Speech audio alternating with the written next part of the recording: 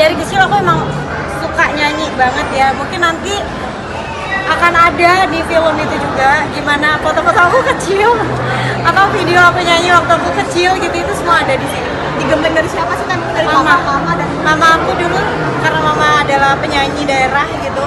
Jadi aku tuh dari kecil selalu wajib untuk latihan.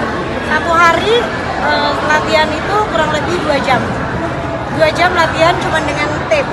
Dulu aku suka banget Nicky Astria gitu waktu di awal-awal ini ya, Anggun. Jadi aku harus mencapai nada-nada yang mereka nyanyikan. Itu ketika aku SD.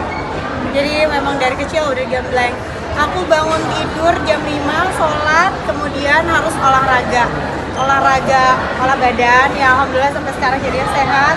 Dan juga olahraga nafas. Jadi selama 15 menit itu khusus hanya setengah jam, bahkan khusus untuk olahraga nafas. Tarik nafas, tahan nafas, ngeluarin nafas.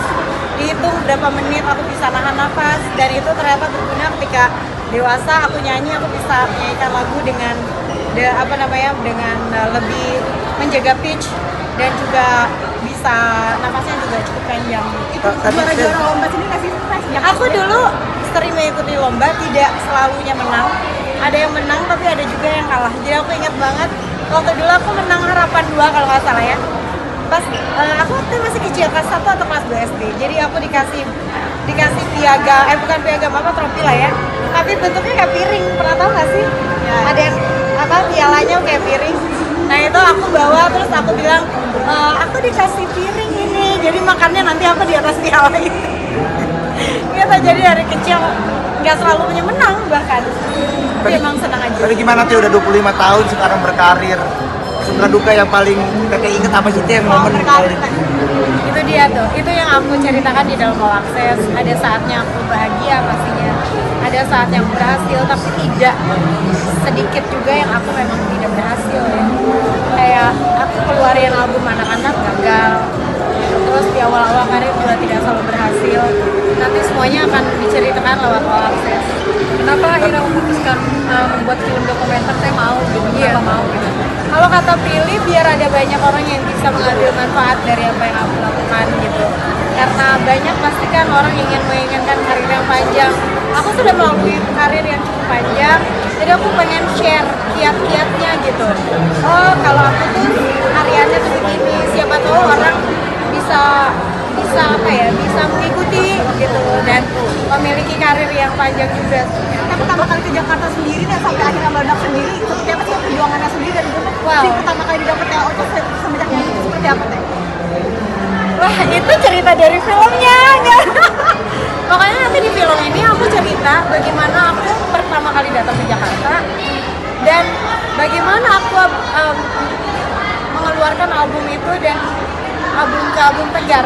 Siapa aja yang membantu aku sehingga aku bisa berdiri tegar sampai saat ini. Tapi memaknai karir selama 25 tahun gimana sih tuh? Bersyukur, pastinya bersyukur karena nggak terasa ya, jujur nggak kerasa gitu, udah 25 tahun, masa sih gitu, kadang-kadang gitu.